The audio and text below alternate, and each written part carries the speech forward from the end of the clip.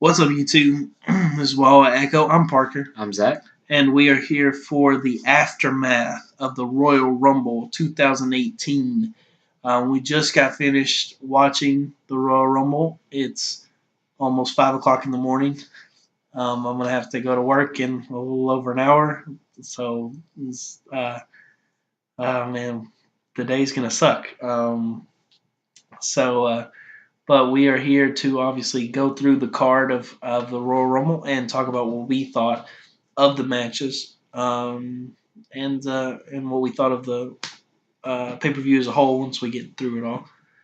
But Zach's going to go ahead and start off.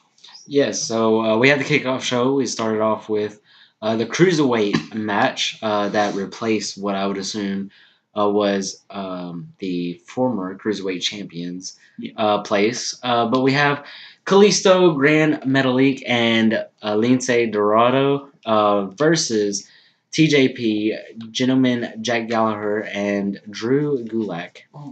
Um, and the faces brought home the victory with this masks. one. The mask, whatever you want to call them, they are faces, but they also wear masks. So because you can't see their faces, so Okay, are they well, really they're faces? They I'm just saying. have faces, we assume. Well, that can't judge. Um, so this match was, at least to me, kind of random, and that, like I said, I guess that's because of the recent events, and they just kind of had to throw something together, which is fine. This match was, even with short notice, I anticipated to be a decent match, at least from a technical standpoint, have good spots, and that's what it was. It was a decent match filled with some good spots here and there. And I mean, you had some really good work between the six of these guys. Um, Not much to say about this one. I mean, there's not much story going into it.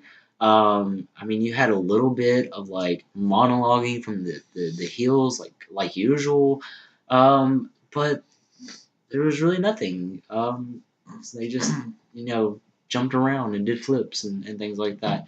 And I can't even think of a highlight of the match because really it was just a big like it was 13 minutes of spots and like I said, it was a decent match. Not terrible.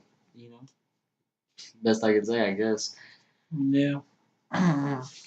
The second match that we had on the pre-show was a rematch from the Raw 25 the last Monday, and it was the Revival versus Gallows and Anderson.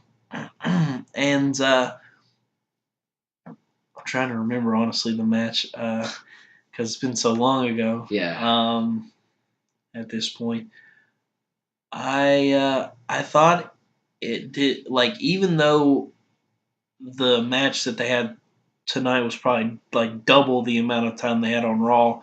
Even though they didn't even go 10 minutes, like that's how short their match on Raw was. I feel like that was a better match. I don't really know why. It just I don't know. It seemed like it, and a lot of this match was the Revival trying to kind of injure one part of each of their opponent's bodies to kind of take the advantage. And I mean, it's kind of um, your kind of average match in that kind of regard. That's kind of overused in my opinion. But it was interesting to see Gallows and Anderson kind of. They were definitely coming across of definitely the more face team, so that was interesting. We're still kind of unclear of whether the Balor Club is heel or face. So it was interesting though, and the Revival did end up taking the victory, but in a weird fashion.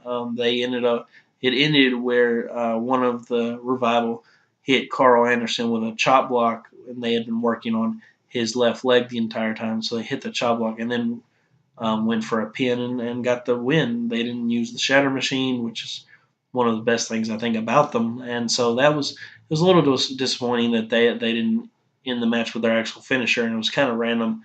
And I don't know really why it was like that. And I don't know. So kind of disappointing. I expected more out of their match, honestly. And the next match we have to round off the kickoff show was the United States Championship Open Challenge issued by Bobby Roode, who was the champion. And the man who answered the challenge was none other than Mojo Rawley. Oh, how disappointing. Honestly, I was hoping we would see. I really, I'm indifferent about a Dolph Ziggler return, which we'll kind of talk about. I maybe mention later. But I was kind of hoping for his return to be at least in the at the Royal Rumble in the United States Championship match or in the Royal Rumble match itself. But like I expected at least more out of this match. Like I didn't expect Mojo Rawley, of all people, freaking put Mojo Rawley. Like that was disappointing. And then the match itself was boring, and you had the typical monologuing from Mojo Rawley, and we see this every week on SmackDown. We see the same things where Mojo just takes most of the match and he monologues and he does what he does, and then the champ takes home the victory. And I don't remember how the match ended because I don't think He Bobby Roode hit. used the DDT, did Well, he? he hit him with a DDT for the Right. win, Yeah. but it was like he tried to pick him up, so it'd be like the Gloria, like the Right. inverted or whatever you call that. But he didn't like. I guess he maybe didn't get a good handful of the tights like he normally does, and Yeah. and so it was basically just a DDT. Yeah, that's kind of what I figured. But nothing special about this match. Obviously, I mean, they could have done a lot of things with this. They could have started a new feud, but they decided to go back to a match that we've already seen. In fact, for the United States Championship tournament between these two, and like honestly, I hope this doesn't go any further. Just have Mojo go do his own thing on Don't Ring be of on Honor or TV. something. Not even on Ring of WWE. Honor. Um, Have him in main I, event. We just I mean, I don't really care at this moment. Like, maybe he'll develop or whatever. And Bobby Roode is the same way. Like, I mean, the whole face champion thing, it's whatever. Like, the best thing about Bobby Roode right now is his entrance, and that's barely okay for me. Um, yeah, I know. But Bobby Roode did obviously defeat Mojo as he should have. Um, but hopefully he finds a better feud after the Royal Rumble, leading into Mania especially. all right. The next match, the first match of the main card, was a very shocking, surprising opener for the pay per view. It was the match for the WWE Championship of all things, the handicap match, two on one, and the champion AJ Styles defending against both Kevin Owens and Sami Zayn. I was shocked that this was the first match. We Yeah. both were. It was so weird. Why this opened up? I have no idea. I thought that was really dumb. And the match, I still kind of don't know how I feel about it. I said it like in a reaction right after the match was over. I was like, I don't even know how I feel about the match, and I kind of still don't. It started off, I guess, slow because it took a while to actually get into some actual wrestling because Kevin and Sammy kept like tagging in before like AJ could even get to them, and like there'd be like a couple of little moves, and then they'd run over to get the tag again. So it took a while before there was actually a continuous amount of wrestling, which was, to me was a little odd a way to do it. I get that like Kevin and Sammy are the heels and they're trying to be heelish and they're not gonna just wrestle fair, and but it was just weird. And the way it ended was weird. There wasn't a lot like kind of in between. That was very exciting. AJ like didn't even go for his phenomenal forearm or Styles Clash at all in the whole match, which I thought was really really odd. And it ended where it looked like, well, Sammy was going for a tag. He was trying, and AJ was trying to hold him back. And it looked like when they first showed it, it looked like their hands like barely touched for the tag. And so AJ threw Sammy out, not knowing about the tag. and then Kevin got in the ring and threw him against the rope to go for the pop up power bomb, but AJ turned around in midair to catch Kevin for a like a pin and got the win. But the thing was, when it showed the replay, it didn't, like, for some reason that time it didn't look like their fingers actually touched, but there wasn't any sort of uh, anything going on at ringside to show that like difference, and there wasn't like another ref that came out and was like, "Hey, I'm not sure if that was a legal tag and that if Kevin was the legal man." There wasn't that questioning. Then it went to commercial, and once the commercial did come back, it showed Sammy and Kevin backstage with Shane McMahon saying that they had not tagged, and so Kevin wasn't the legal man. Um, but they had Shane kind of being like he has been a lot of obviously not liking Sammy and Kevin for obvious reasons, but being their boss, you should try and be more impartial, in my opinion. But that's just me. Um, and he said that yeah, he saw the footage, but basically wasn't going to do anything about it. So I'm not sure where this goes because obviously we're going to talk about later on the Royal Rumble, and that kind of is going to determine the future of the title picture. So I'm not sure if Kevin and Sebi are going to get another opportunity on SmackDown this week, and AJ gets through them there and kind of ends it, or if we're just going to forget about it, or I don't know. I'm not really sure after this where Kevin and Sammy go, because there wasn't really anything in there to I don't think give any fuel for a breakup between the two of them in that match. Which I thought would be the thing is that AJ would win by some sort of misunderstanding or accident between the two of them that would lead to a match at Mania. But I don't see that as of now, so I guess we'll have to see. But I don't honestly know uh, what they'll do with all that. I would guess they'll settle it on SmackDown.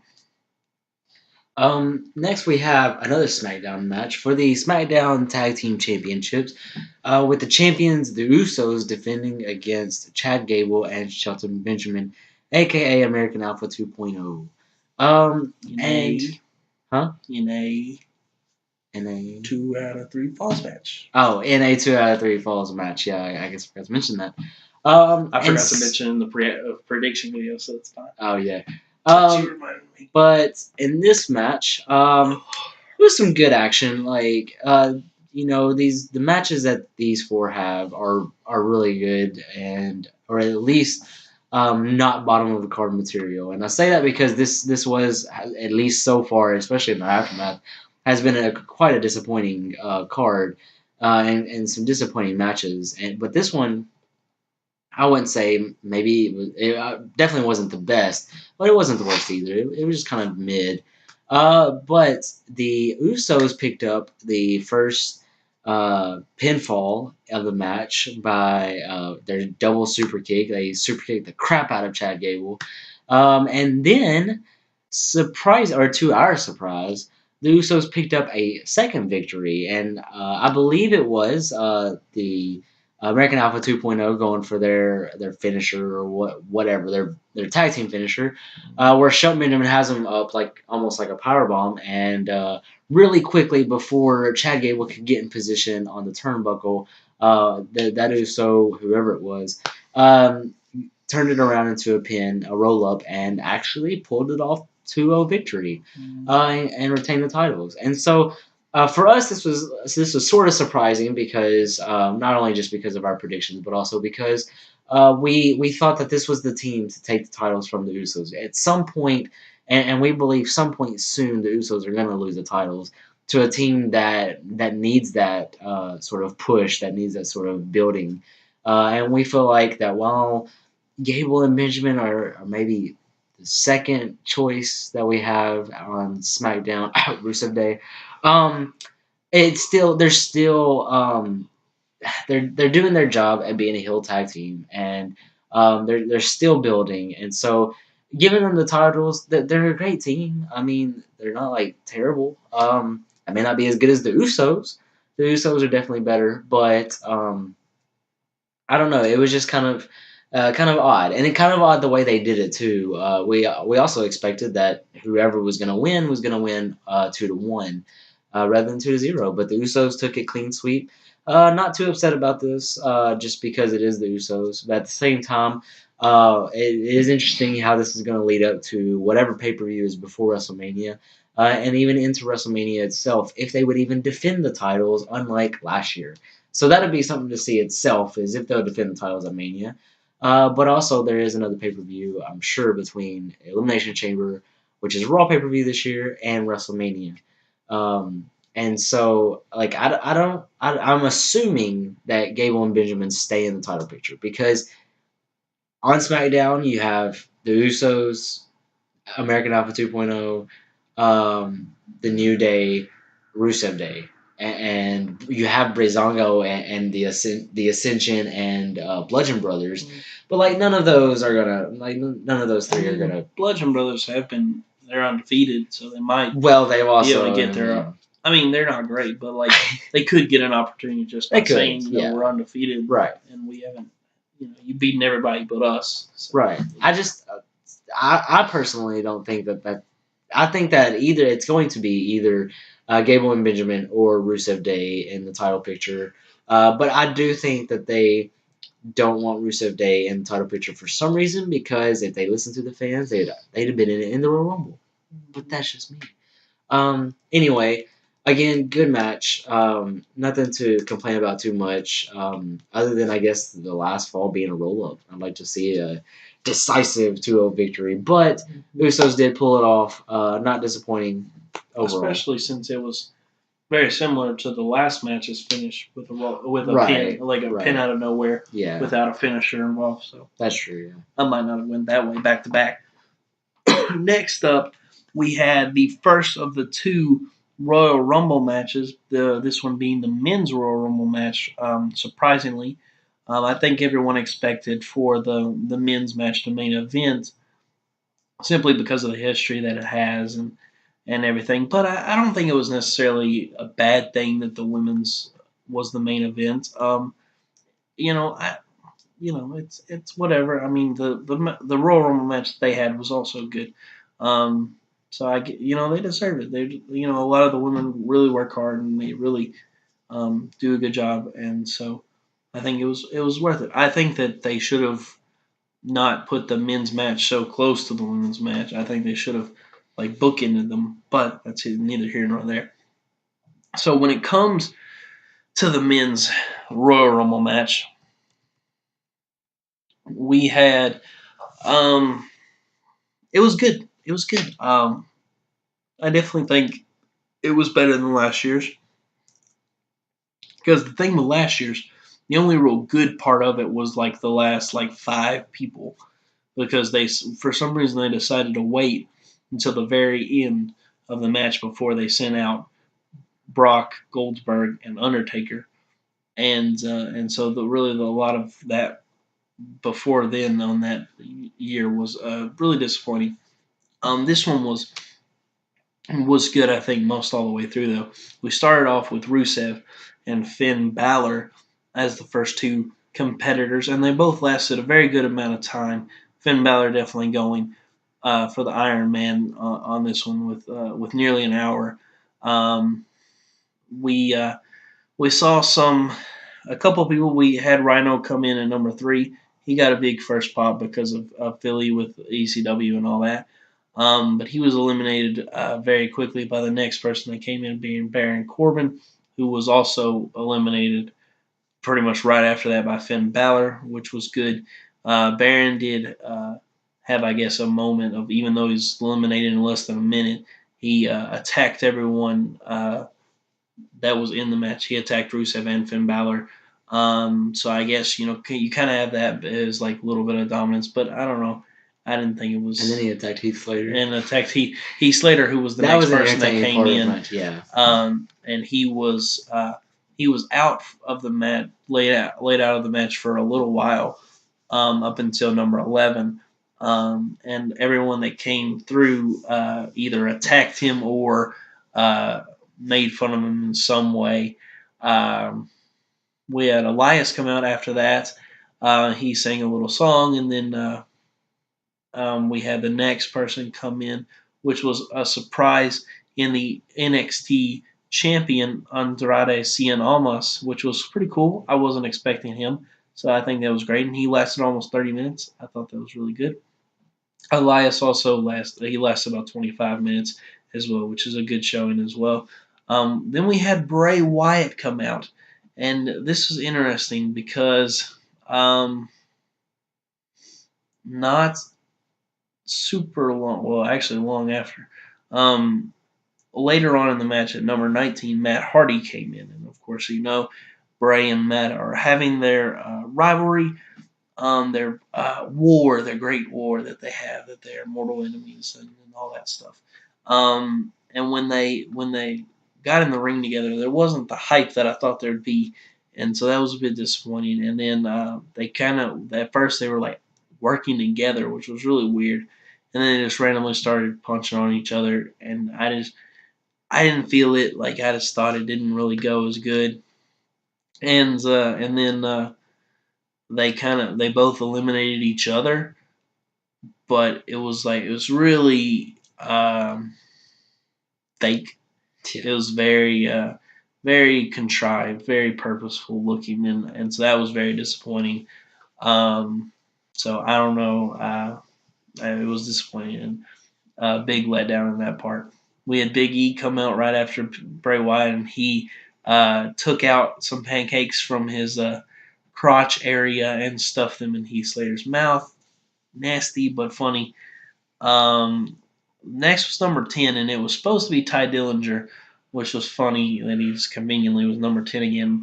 Ty Dillinger was attacked backstage by Kevin Owens and Sami Zayn, and Kevin Owens made it seem as though he was going to take Ty's spot in the Rumble, but then Sami cut him off and said no, he was going to go in there, which could be the little bit of dissension between the two that I had talked about before that I didn't see in their match, but that possibly could have been um, that.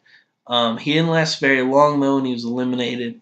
So I don't know. I don't know if he was technically ever an official eliminate or official entrance because it wasn't supposed to be him. Sheamus came in and he was eliminated in 2 seconds by Heath Slater, which was really crazy. I know that they did this because he had a tag title match coming up right after that, so obviously you needed him to not be too injured or anything. Then the rest of the New Day came out, and they actually had a cool spot with Kofi Kingston this year, where he kept one foot on the ground, but that was the only one, and they used Xavier at first, and then a plate of pancakes to put his other foot at, so he was only had one foot on the ground, which was really great, I think, because they haven't used that kind of spot with just one foot hitting the ground since the very first time with Shawn Michaels doing it, and so I thought that was really great. Then we had at number 14 we had Shinsuke Nakamura come out and he did great. He eliminated 3 people, which was the second most amount of people that was eliminated by a single person. So that was cool. Um, we had some cool stuff. Seth Rollins hit a curb stomp. John Cena came out at number 20, which sucks because John Cena sucks. Then at number 21, we had the Hurricane come out, which was a cool thing to see, even though he only lasted 24 seconds, which was very disappointing. That he basically did nothing. But we wondered if maybe that the Hurricane, or as he's maybe better known or would prefer to be known as Gregory Helms, if maybe he will possibly be the new general manager for 205 Live. We'll have to see on Tuesday. Even though I won't watch it, I'll just hear about it later. Um, and then we had surprise interest in Adam Cole from NXT, which was really cool. He didn't last a long time, but he did really. I think it was good. main roster debut. Then we had a couple people come in that weren't important. And then we had, I think, the best surprise of all, Rey Mysterio return to the WWE. Hopefully, this was not a one-off appearance, but if so, well, that would be disappointing. He did do a very good job in the Rumble, even though he only eliminated one person. He hit a lot of 619s, and it was just really cool to see him. He got a huge pop. It was awesome. Ray's one of my favorites of all time. Then we had Roman Reigns come in, and of course he was the big dog, and he peed all over the yard. Um, and then we had Goldust at 29. He lasted barely any time and didn't eliminate anyone. Did basically nothing. And then at number 30, we had the surprise return of Dolph Ziggler. And Dolph didn't last very long in the match, which was disappointing. And he didn't have any sort of new kind of gimmick from what I could tell, which was also disappointing. And so it was cool seeing him, I guess, but it was a little weird and didn't. I don't think it worked quite as well as it could have. In the end, we had the final four of Shinsuke Nakamura, Finn Balor, John Cena, and Roman Reigns.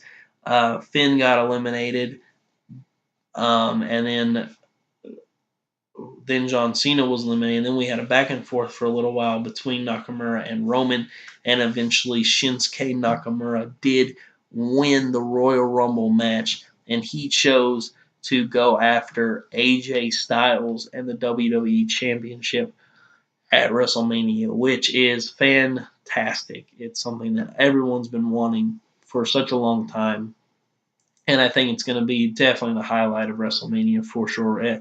If not the match of the card, definitely in the top three, and that's the lowest I could possibly ever see that.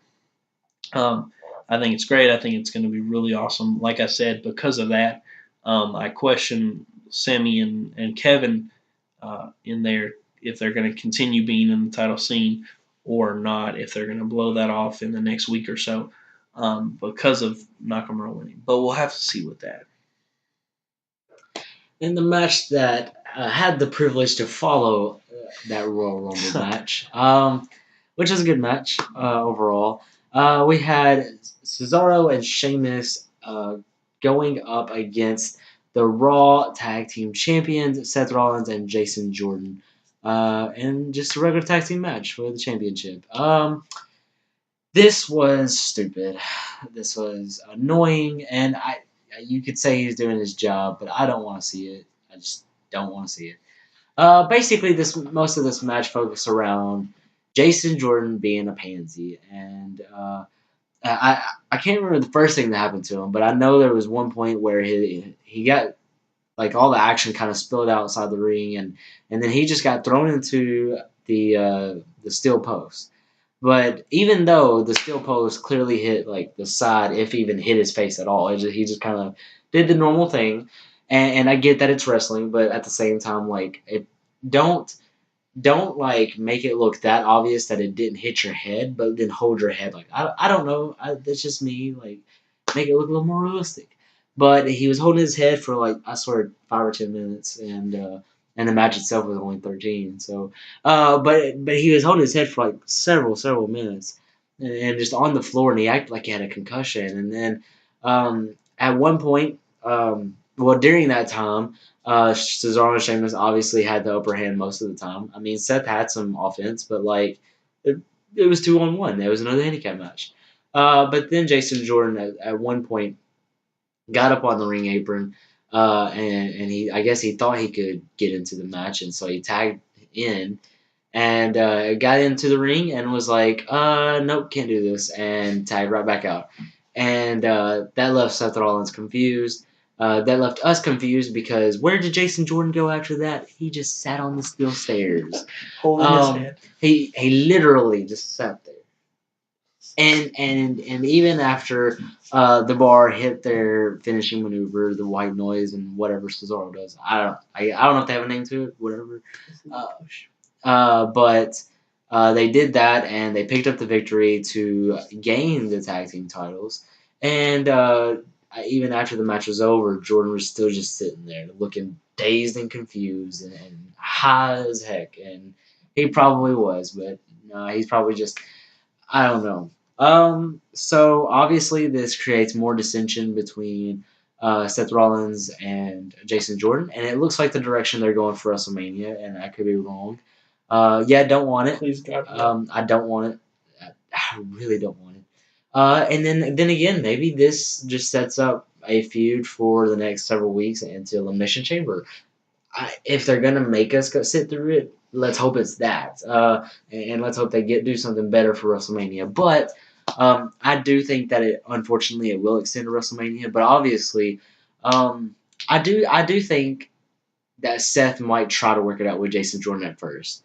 But I think after a few weeks, you got to get tired of this kid. I mean, if you're not already, you just got to be like, look, I'll just wait for Ambrose to come back. I'll sit on the shelf with him. Like I'll wait for him to come back or something because that's ridiculous. Like it's ridiculous. And even from a storyline perspective, everything just looks ridiculous. It feels ridiculous. It's a shame this is what they're doing with Seth Rollins. Jason Jordan, I guess, is playing his part well. It's just annoying. I don't want to see that on my TV or his TV. I don't want to see it on TV. Period. That's it. But I guess I'm okay with the bar having the titles again, especially considering the real life situation with Sheamus, if that is actually true. And I do believe it's true, where he has an injury and is expected a retirement soon. I don't know how soon, but they're a good tag team, and at this point, they can hold the titles. I don't really care. I don't know what their feud will be unless they continue to feud with Rollins and Jordan. But it'll be interesting to see. Because I don't really know of anyone that will step up and challenge the bar. Anyone who can, that is. Look for them to hold the titles for a little bit, for a decent amount of time. I don't expect that Rollins and Jordan will get it back. I hope not. Although I do hope Rollins gets it, just not with Jordan. But I believe that's it. Overall, match was just alright. Mainly because of all those shenanigans. It was terrible with those shenanigans. Yeah. The penultimate match of the card was the match for the Universal Championship. It was triple threat between the challengers Braun Strowman and Kane and the champion Brock Lesnar.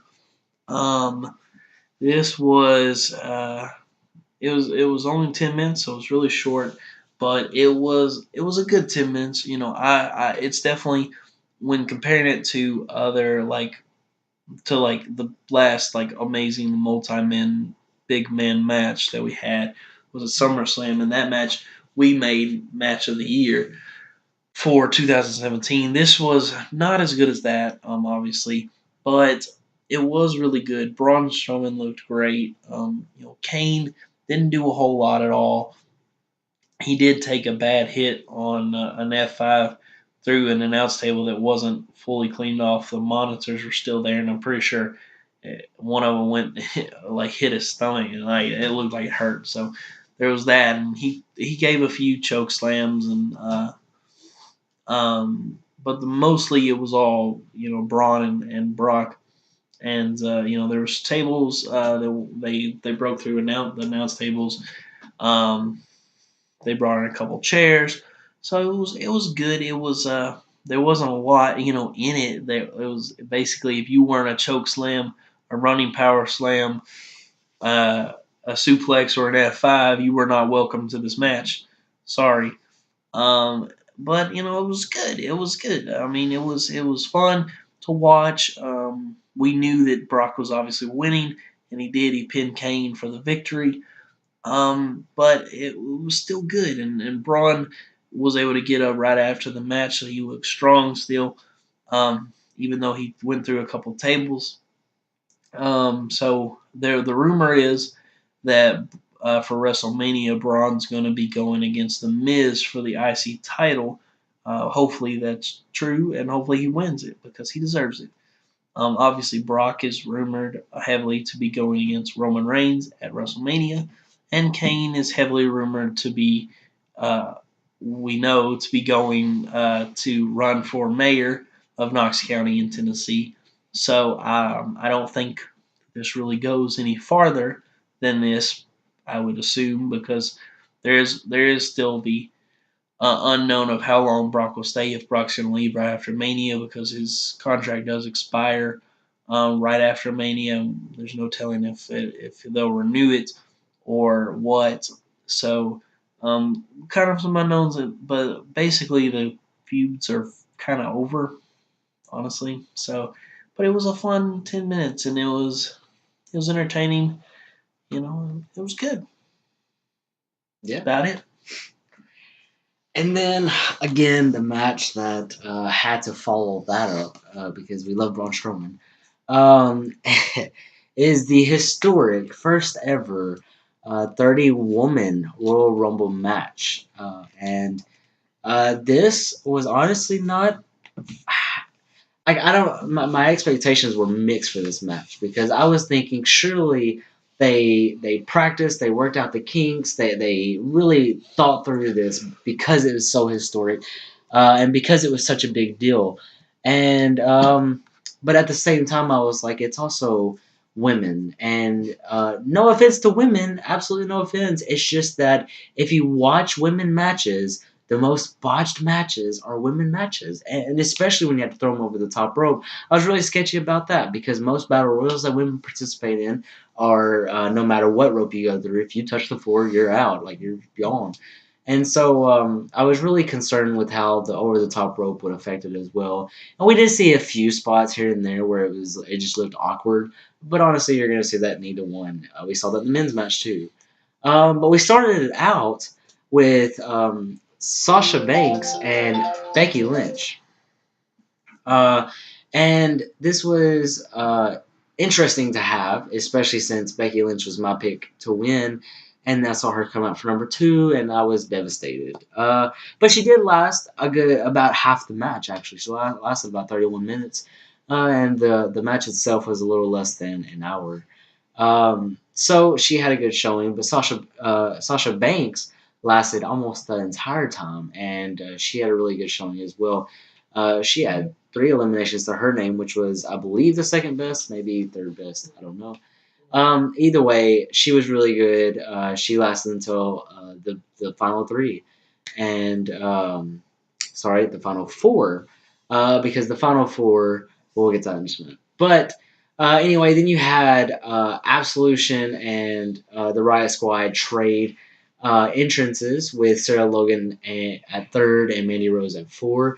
And then at five, I didn't preface this segment with this statement, but also before the match, and this was kind of the same for the men's, but this was more so for the women's with all the excitement that was building up to it. There were only 18 confirmed entrances or entrants, and I actually believe that went down to 17 if we I don't know if we thought about it correctly. We were really confused. But the graphic had 18. Alicia Fox never appeared, so I'm saying 17. But either way, so we had about 12 or 13 uh, surprises to expect. Well, coming in at number five was the first one, and it was Hall of Famer Lita. And that was really exciting to see. It was kind of sort of disappointing that it was so early, but the things that she did in the ring. While she looked really slow in the ring, it was still exciting to see her back there and to be able to still do moves. And she did a moonsault that almost looked like it almost didn't make it, but she still did it. I mean, she still completed it, and it didn't look as good as 2003 or four Lita, but it was exciting to see her back in the ring, and that was fun. And then followed up with another surprise. How do you say her name? Kyrie. Kyrie. Obviously, I don't watch NXT a lot, but I'm gonna try. But Kyrie Sane from NXT came in, and um, she had a. This is the one that had the. Was she the one with the bandaged up? No, that was Ember Moon. Like, Okay. Um, she's but the pirate Asian girl. oh yeah, With so the she came in with the and elbow. did some stuff, and she was unfortunately eliminated by Dana The Brooke. worst of all. Dana Brooke. Um, then you had Tamina come out at 7 and Dana Brooke come out at 8 and Tori Wilson at 9. So you had a few there that were just kind of like, it was nice to see Tori Wilson in the match, but you knew she wasn't going to do much because it was Tori Wilson. If you saw her back in the early days, all she was pretty much good for was just to look good in the ring and not from wrestling. And that's just what they hired her for. But then we did have again Absolution and Riot Squad with Sonya Deville at 10 and Liv Morgan at 11. Followed up by another surprise. Man, just I have to go through these because some of these were really good. Molly Holly came in at 12. And while she didn't last a long time, it was really cool seeing her do some of her moves. And then you had Lana, big deal. But then at number 14, we had Michelle McCool.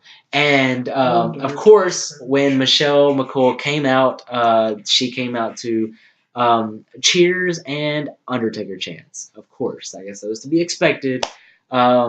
Because and then we're gonna find out rumors that Undertaker is gonna wrestle at WrestleMania because he was backstage, not supporting his wife at all.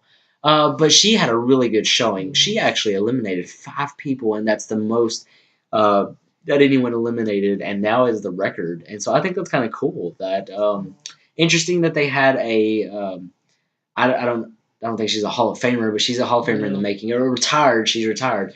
I'm surprised that they gave that to someone who is retired, but at the same time, to have it be Michelle McCool and her look as good in the ring as she did, in 8 minutes, in 8.5 minutes, getting 5 eliminations. That's really good.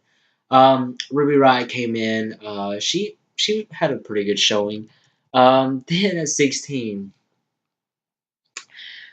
oh gosh. Excuse me. Oh, kill me. Excuse me. We had Vicky Guerrero show up, and I kind of think this was cool because she was a SmackDown general manager for a long time, and so and the Guerrero name just lives on in WWE. And so while it was annoying, like it's supposed to be, it was nice to see them have her play some part in it. Wish it wasn't taking up a spot in the Royal Rumble, but at the same time, it's whatever. She had a cool little bit where she was eliminated by like 4 people, so that was interesting. Carmella and Natalia followed, and number 19 in came Kelly Kelly, and she actually had a decent showing too because just like Tori Wilson, in fact, I don't really know which one even had more wrestling skill because they just didn't wrestle much. No, but whatever. She still had a pretty good showing. Um, Naomi came in. Jacqueline showed up at 21. That was really good. Nia Jax came in at 22, and honestly, um, I guess I was a little surprised at this. I thought they would have her come in early and just stay most of the match, but I mean, at 18 minutes, that was a good bit of the match, and it took like 5 people to eliminate her, and it didn't. It shouldn't have really taken 5 people, but it really did. She stayed outside for several minutes outside the ring. I can't remember exactly what happened, but I just know that she eventually got knocked out of the ring through the ropes and stayed out there for a while. I don't know why they kept kicking her out, but whatever. She eventually got back in. They eliminated her. Big whoop. She did manage to get 4 eliminations, which was the second most. Ember Moon came in next, and after I didn't see the match personally, Parker did, and he said it was a really good match, and it looked some of the previews that they had looked really good, but she had her arm bandaged up. But even still, she looked really good in the ring, and she had some good showing as well. Beth Phoenix made her appearance as expected. Most people expected her, and then after Asuka, Mickey James, then the Bella Twins came back to back, which was an interesting choice. I didn't expect Brie to make it into the Royal Rumble, but that's their choice, and so it was cool to see both of them. Bailey was involved, and we had forgotten about Bailey for most of the match, and she came out at number 29. Only lasted about 5 minutes, and interesting spot for her was when she was tossed out by Sasha Banks, and then she got Roman Reigns, and by that I mean when Roman Reigns eliminated Undertaker and he mouthed, "This is my yard now." Sasha Banks eliminated Bailey and kind of turned heel in the process, I think, or at least the starting of it. And she was like, "And that's why I'm the boss." And I was like, "Dang!" But then we saw Sasha Banks align herself with the Bella Twins, who have been known to be heels, and I forgot to mention this when Nikki Bella came out to chants for John John Cena Cena sucks, sucks. and that's kind of funny. But anyway, so she was kind of aligning herself with the Bellas against face Asuka. So I think this is sort of the starting of a heel turn. I don't know. It's just the facial expressions of Sasha is also something that made me really think that this was it. But also, Sasha eliminated the person who came in at number 30, who my friend Parker here was hoping was Ronda Rousey. Did not actually Should have turn. been. Should I agree? Should have been. I agree, but we did have for number 30 Trish Stratus, and we expected her all match, and we eventually by 26 or 27 gave up, sort of thinking about her in the match, only because we knew a couple of people would be in there, and then we expected Ronda Rousey. But we got Trish, and Sasha Banks actually eliminated her after a really good showing, though. I mean, she eliminated 3 people, and she just looked so fluid in the ring as if she just haven't missed a step. And it was also another cool thing to see her and Mickey James also kind of do battle and to relive sort of their feud back way back when. Um, but the ending, surprisingly, in my opinion, Sasha Banks was fourth to last to get eliminated. Then you have the Bella Twins and Asuka. And you would think that the Bella Twins would be smart enough to eliminate Asuka and then just do battle between sibling rivalry. But actually, Bree somehow ended up on the other side of the ropes after being tossed over, but she was on the apron, and Nikki hit her and eliminated her. Sad day. But then, of course, Asuka and Nikki actually had some back and forth action. And they both ended up on the apron fighting, and eventually, Asuka just kicked the feet out from under Nikki, and she got eliminated. Asuka's the winner. All right, Royal Rumble done. Yeah. Except for then of course I didn't mention this, but the two champions, the two women's champions, Alexa Bliss and Charlotte, were all at ringside. They come in the ring, and it looks like Asuka is about to pick which championship she's about to go after for WrestleMania, because we didn't say this before. Apparently, Well, I said that he chose it, but I didn't well, yeah, say you did that. say that. I didn't specify that But about for the choice. these, they actually verbally and explicitly said that the winner gets to choose the title that they want to go for at WrestleMania. So it looked like Asuka was going to pick between the two, but then we hear bad reputation play over the whatever. At first I'm like, I didn't even hear the music at first. I didn't. I saw the I saw the Titantron Titantron. I couldn't hear say the music at first. Rousey. You know what's funny though is that Stephanie McMahon didn't have no clue about this, but somehow they got her own Titantron. Yeah, I know. And the music was ready and all that stuff. But the top person in the business didn't have a clue she was coming. Yeah, so Ronda Rousey appears, and she gets in the ring, and she does some weird stuff. I don't know. She just like, I mean, you can't get much weirder than Asuka and Shinsuke Nakamura are two Royal Rumble winners. But it wasn't weird. It was like, I don't know what this means, because she pointed up at the sign, and then she just kind of looked at the champions, and then she tried to shake hands with Asuka, but Asuka kind of swatted it off. And then you know what she does again? She just points at the WrestleMania sign, and I'm like, what does that mean? Yeah. And she really looked like she was kind of pointing towards Charlotte. And I do believe definitely focused on Charlotte. And I do believe not only is there a reason for that, but I do believe that the way they're going is Asuka versus Alexa Bliss and Charlotte versus Ronda Rousey, if not multi women for that match. Don't know.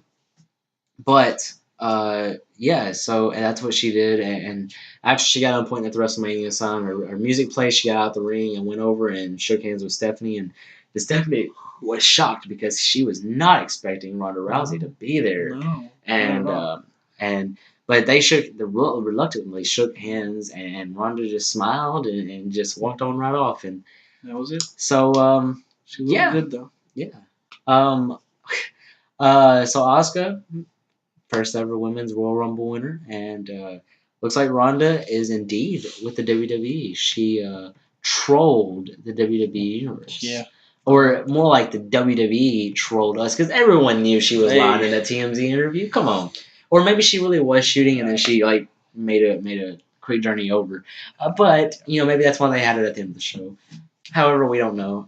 It was kind of interesting that they didn't have her be part of the Royal Rumble, but I think it was just fine the way it was. Honestly, I don't really know how I feel about Oscar winning. It was kind of too predictable, but I even predicted Becky Lynch over Oscar. Like I just thought they would pull off something that was like we weren't really expecting. Um, but I guess if you don't have Ronda win, you do have Oscar, and looks like both of them are going to go face champions at WrestleMania. Yeah. So I guess it works out. Yeah. But that is the full card for WrestleMania. Ooh, For the ready. Royal Rumble 70 days from now. For the Royal Rumble 2018. Overall, a mostly disappointing card. Like other than the Royal Rumble matches, other than the Royal Rumble matches and the Universal Title match, I was pretty disappointed Yeah, it was in pretty most all the disappointing. matches. The Usos versus Gable and Benjamin.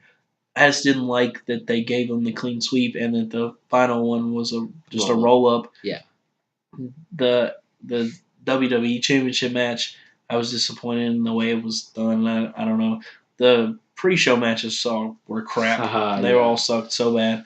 And then like the Raw Tag Team Championship match, it was what it was meant to be. It was meant to be Seth on his own, getting beat down the entire time, and then losing because Jason is a wuss. But I don't enjoy that, in all honesty. Like I just don't. Um, you know the but the both Royal Rumble matches I enjoyed, and I'm fine with the winners. I'm definitely excited for AJ versus Nakamura for sure. Yeah. Um, but I think that's about it for our aftermath video for the Royal Rumble 2018. The Royal Rumble is in the books, and we are now officially on the road towards WrestleMania, which is exciting, obviously. And it'll be interesting to see the new rivalries for WrestleMania develop and see what comes from it. Uh, but if you guys did enjoy, please hit that like button. We'd really appreciate it. Comment down below what you thought of each of the matches or any of the matches that you have an opinion on. Tell us if you liked them, if you didn't like them. Just let us know. And if you don't want to miss any of our content and you do enjoy our content and you don't want to miss them, then hit that subscribe button for us. We'd really appreciate that as well. But with that, guys, I'm going to unfortunately go into work now, which I wish I was saying I'm gonna go into my bed, but I can't. I've got to work. So, uh, yeah. So I'm Parker, I'm Zach. and we've been Wawa Echo, and we will see you guys very soon. Peace. Peace.